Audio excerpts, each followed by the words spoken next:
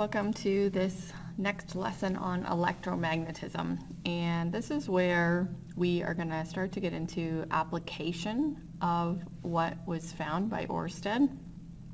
So the fact that electricity can cause a magnetic field means also that if there's a magnetic field around a wire, it can interact with an external magnetic field, and that's when it really actually becomes useful.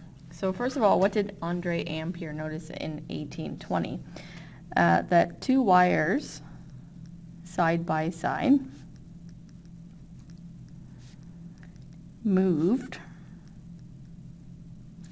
and it basically moved, but there's two options. They can move together or apart. And so we're just going to draw that out. So if the current is going in the same direction, and we were to use our right-hand rule number 1, what you should notice, because these are both going counterclockwise, is that in between here, one of the wires has an arrow pointing up and one of the wires has an arrow pointing down. And so if the current is going in the same direction, then they should attract, because the north and the south are running opposite. But if we had our current running in opposite directions, so one is coming out of the page and one is going into the page, here you'll notice that in the middle, both of the arrows are pointing in the same direction. And when that happens, it's like north at the top and south at the bottom. And so they're going to repel.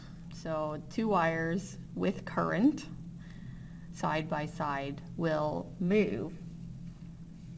They will either attract if the current is running in the same direction, or repel if the currents are running in opposite directions.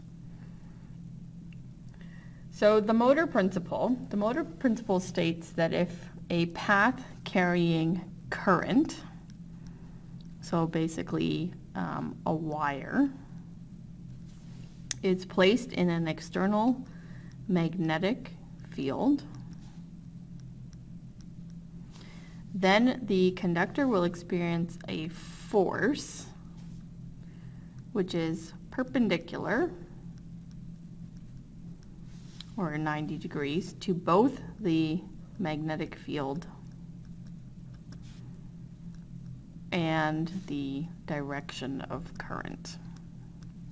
Not sure if it said it exactly in that order on the video, but that's the basics of it. These two last ones might be switched, both to the wire and to the magnetic field, the wire.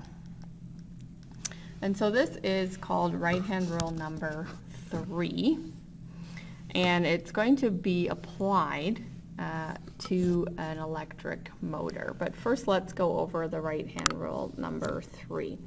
So your thumb follows the current, or the wire. So basically imagine if you had your right hand on the page, that the wire is sort of laying in the direction of your thumb.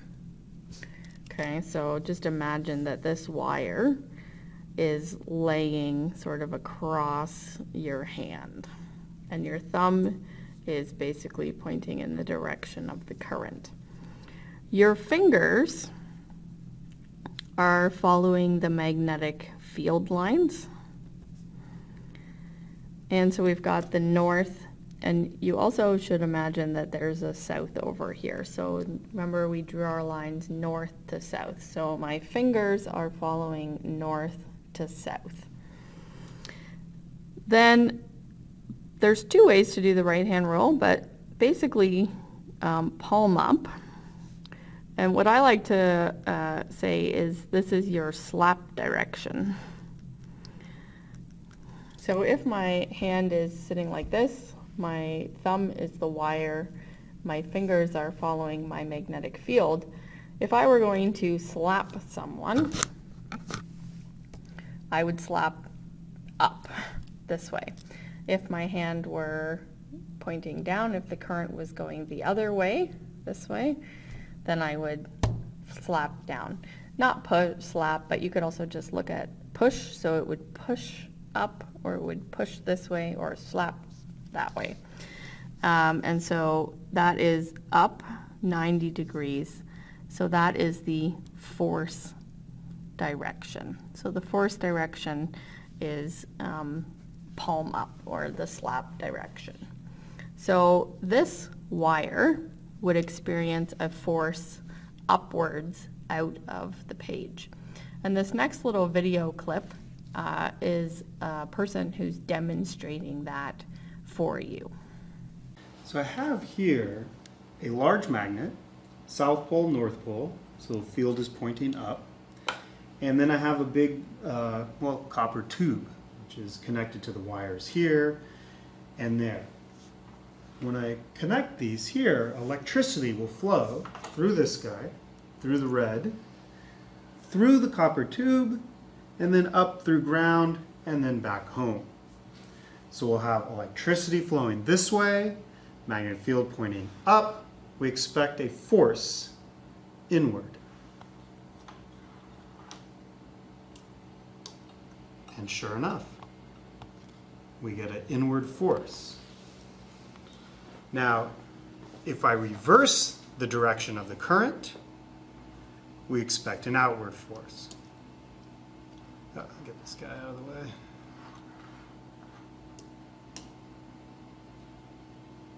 And there you see it, floating there. Because now that I've reversed the direction of the current is flowing this way, magnetic field is pointing up, we expect an outward force.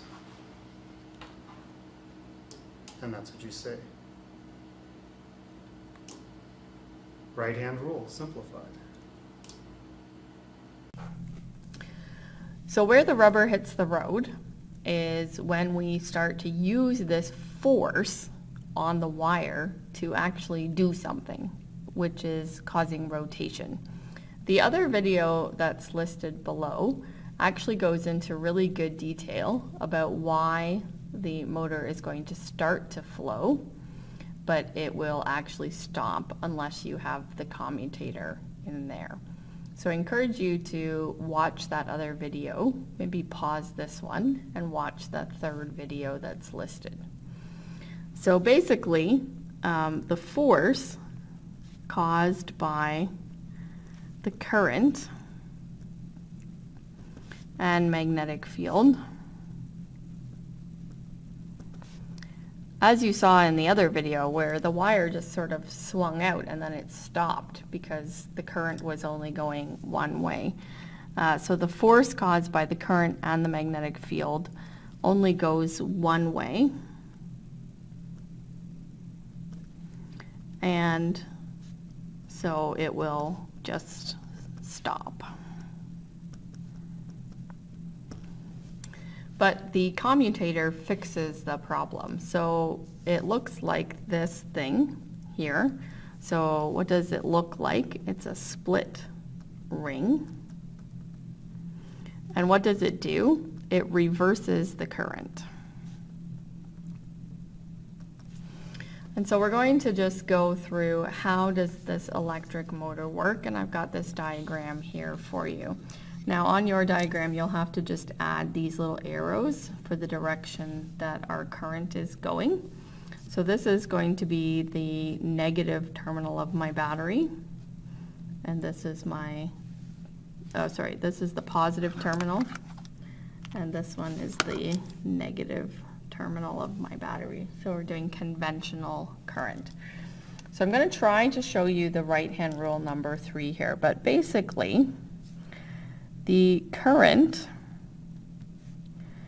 and the magnetic field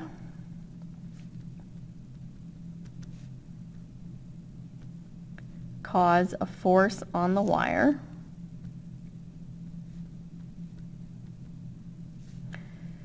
the rotation starts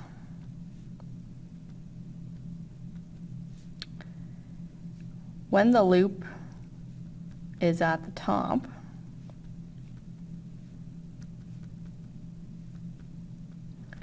The commutator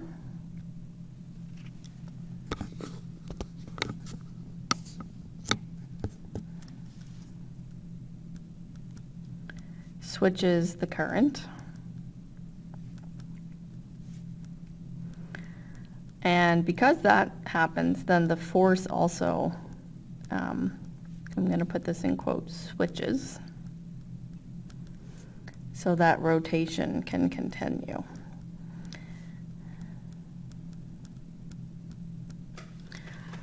So which way is the force going? Well, you can see on this diagram that the loop is rotating over clockwise direction. But let's try to use our right-hand rule.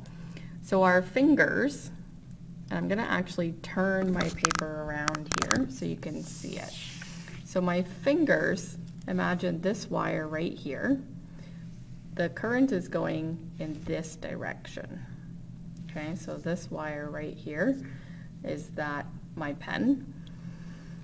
And the north to south is my fingers pointing this way. And so the force on this wire is going to be up, palm up. So the force on this side is going up. And it's at 90 degrees, but because this thing is attached, instead of just going straight up, it goes up and to the side. On the other side, again, I'm going to just keep my paper sort of twisted.